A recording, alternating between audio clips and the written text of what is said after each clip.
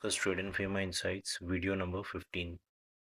Ever wondered if an Indian exporter can accept equity shares in a foreign company instead of receiving cash for their exports? Under RBI and FEMA guidelines, this process is known as capitalization of export proceeds. Here is everything you need to know about how it works, what is permitted, and when you need RBI's nod. Standard capitalization rules. What is it? Indian exporters are legally allowed to convert outstanding export receivables due from an overseas buyer into equity corporate shares of that foreign entity.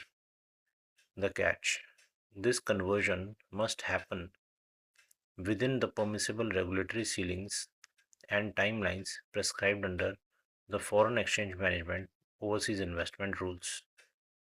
The timeline trap: prior RBI approval.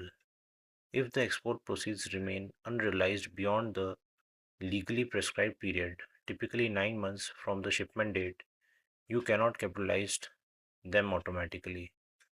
Any conversion of overdue or delayed export bills into equity strictly requires prior approval from the Reserve Bank of India. Special window for software exporters. The relief: Indian software service providers are given a unique flexibility when dealing with overseas tech startups.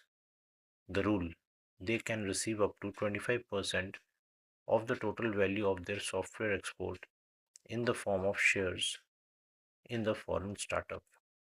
No JV required. This can be done directly without entering into a formal joint venture arrangement, provided prior approval from the RBI is secured for the transaction structure. Capitalization of service fee and royalties. It is not just physical goods or softwares that can be capitalized. Exporters can also convert non commodity dues into overseas equities. This include technical know-how fees, royalty payment, consultancy charges, managerial fees, or other service related dues. Key takeaway: when capitalizing services and royalties is permitted, it must always stay within the prevailing regulatory caps applicable to overseas direct investment. Why do companies do this? It allows Indian companies